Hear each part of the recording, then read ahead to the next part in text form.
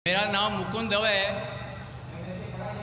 बेरोजगार हूँ। आपने बोला है कि जो इस्लाम कबूल करता है उसके हजारों गुनाह माफ़ हो जाता है, मगर मेरे हिसाब से सबका मालिक एक है और एक मालिक होते हुए किसको ये नज़र से देखता है और किसको वो नज़र से देखता है।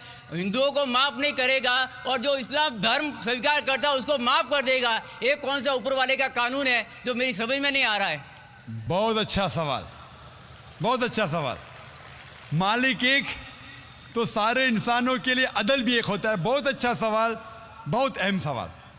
भाई का सवाल है कि ये किधर का मुसलमानों को माफ़ करता है, हिंदू को नहीं माफ़ करता है। मैंने आपसे कहा कि जो इंसान नाम का मुसलमान है, उसका नाम मोहम्मद, अब्दुल्ला, जाकिर है, तो वो काफ़ी नहीं जन्नत में जाने के लिए। मुस्लिम का मतलब वो इंसान जो अमन हासिल करता है अपनी ख्वाहिश, अपनी मर्जी से खुदा के अहकामात पे अमल करने के बाद। यानी जो इंसान अपने मालिक के अहकामात पे अमल करता है वो सच्चा इंसान है। वो नाम का क्या है उसका मैं कोई लेना देना नहीं। यहाँ मैं कह रहा हूँ कि जो इंसान अल्लाह के अलावा किसी के साथ शिर्क कर रहा था, आज शिर्क करना छोड़ दिया, आज उसके गुनाह माफ़ होंगे। चाहे कोई भी हो, आप भी अगर कहते कि मैं शिर्क करना छोड़ दूंगा, अल्लाह के अलावा किसी और की इबादत नहीं करूंगा जो हिंदू मज़हब की किताब में लिखा है, और मैं मानूंगा आखिरी पैगंबर मोहम्मद सल्लल्लाहु अलैहि वसल्लम में, चाहे आप ईसाई है, चाहे आप हिंदू है, चाहे आप यहूदी है, आज आप अगर अपने मालिक का कहना मानेंगे तो आपका मालिक आपको माफ़ करेगा। लेकिन अगर आप कहेंगे मेरा मालिक एक, लेकिन मालिक का कहना नहीं मानेंगे तो मालिक कैसा माफ़ करेगा। मिसाल के तौर पे एक एग्जामिनेशन होता है, टीचर सारे तालिबे इल्म के लिए बराबर है। टीचर एक साल के लिए सारे तालिबे इल्म, सारे स्टूडेंट्स को सिखाता है, बराबर। लेकिन एग्जामिनेशन में जो टीचर पूरे साल भर सिखाता है, जो तालिबे इल्म वो टीचर के सिखाए मुताबिक एग्जामिनेशन पेपर में लिखता है, वो पास हो जाएगा। जो तालिबे इल्म टीचर जो सिखाता है उसके खिलाफ काम करता है तो टीचर क्या उसको पास करेगा? चाहे वो हिंदू, मुस्लिम हो, ईसाई हो, जो टीचर सिखाता है उसके ऊपर वो तालिबे इल्म उसके मुताबिक इम्तिहान देता है, वो पास होगा। आपका मालिक, हमारा मालिक एक है। सारी किताबों में लिखा है, हिंदू मज़हब की किताब में, यहूद मज़हब की किताब में, ईसाई मज़हब की किताब में, इस्लाम मज़हब की किताब में, सिख मज़हब की किताब में, कि मालिक एक है। मालिक के अलावा किसी की इबादत नहीं करना चाहिए, खुदा के अलावा किसी की इबादत नहीं करना चाहिए। कल मैंने फरमाया था कि उस खुदा की कोई प्रतिमा नहीं, कोई अक्स नहीं, कोई फोटोग्राफ नहीं, कोई पिक्चर नहीं, कोई बुत नहीं, कोई मूर्ति नहीं। फिर अगर आप मूर्ति देंगे तो आप मालिक का कहना नहीं मान रहे। तो अगर आप मालिक का कहना मानेंगे, आपका नाम कुछ भी हो, मोहन हो, कुछ भी हो, शंकर हो या अब्दुल्ला हो, अगर आप मालिक का कहना मानेंगे तो आप सचमुच उस मालिक के बंदे हैं। अगर आप मालिक का कहना मानेंगे तो आपके गुनाह माफ़ हो जाएंगे। तो ये अरबी में कह रहा हूँ कि मुस्लिम तो लोग को ये लफ्ज़ से नफ़रत है। अगर नफ़रत है तो मैं मुस्लिम लफ्ज़ को निकालता हूँ। मैं ये कहता हूँ जो भी इंसान अपने मालिक का कहना मानता है उसे अरबी में कहते हैं मुस्लिम। लेकिन आपको मुस्लिम शब्द से नफ़रत है, मुस्लिम शब्द को निकाल दो। मैं ये कहूँगा जो खुदा के अहकामात पे अमल करता है, खुदा के कलमात पे अमल करता है, ये मानता है कि खुदा एक है, उसके अलावा किसी की पूजा नहीं करना चाहिए, वो इंसान के गुनाह वो मालिक माफ़ करेगा। आप अगर मानेंगे खुदा एक है, आप मानते खुदा एक है, आप मानते खुदा के अलावा किसी और को पूजना नहीं चाहिए, मानते? हाँ क्या नहीं मानते? आप मानते बुत परस्ती गलत है, आप मानते कि मूर्ति पूजा गलत है, आप मानते कि आखिरी पैगंबर मोहम्मद सल्लल्लाहु अलैहि वसल्लम है? नहीं मानते।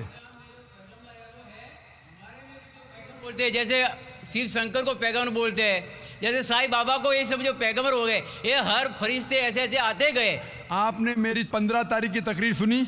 मैंने नहीं सुना। मोहम्मद सल्लल्लाहु अलैहि वसल्लम का जिक्र मुख्तलिफ मजहबी किताबों में, आप कैसेट लीजिए, मेरी तकरीर है मोहम्मद सल्लल्लाहु अलैहि वसल्लम का जिक्र मुख्तलिफ मजहबी किताबों में।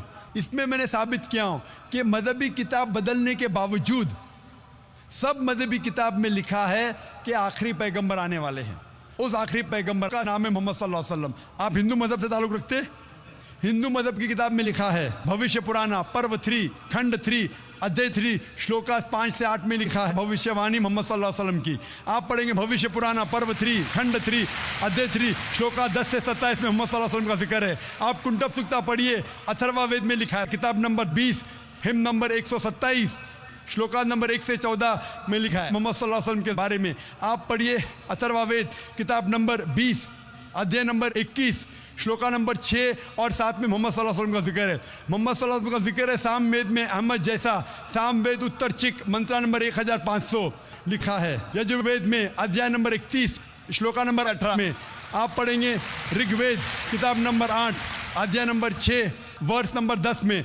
आप अगर पढ़ेंगे अथर्वा वेद किताब नंबर 8 अध्याय नंबर 5 श्लोका नंबर 16 में मोहम्मद सल्लल्लाहु अलैहि वसल्लम के बारे में अहमद लिखा है। अथर्वा वेद किताब नंबर 20 हिम नंबर 126 वर्ष नंबर 14 में कई जगह लिखा है नाराशंसा मतलब वो आदमी जो प्रशंसा के लायक है। इसका अरबी में तर्जुमा होता है मोहम्मद सल्लल्लाहु अलैहि वसल्लम का नाम से जिक्र है हिंदू मज़हब की कई किताब में। ऋग्वेद किताब number 1 hymn number 13 verse number 3, Rigveda किताब number 1 hymn number 18 verse number 9, Rigveda book number 1 hymn number 106 verse number 4, Rigveda book number 1 hymn number 142 verse number 3, Rigveda book number 2 hymn number 3 verse number 2, Rigveda book number 5 hymn number 5 verse number 2, Rigveda book number 7 hymn number 2 verse number 2, Rigveda book number 10 hymn number 64 verse number 3, Rigveda book number 10 hymn number 182 verse number 2,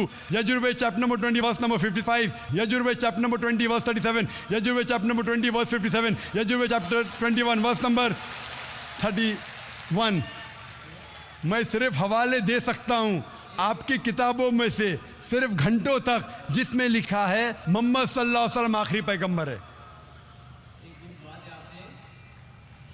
आज जो इस्लाम कबूल कर रहे हैं उनको ये समझाओ कि इस्लाम धर्म क्या है।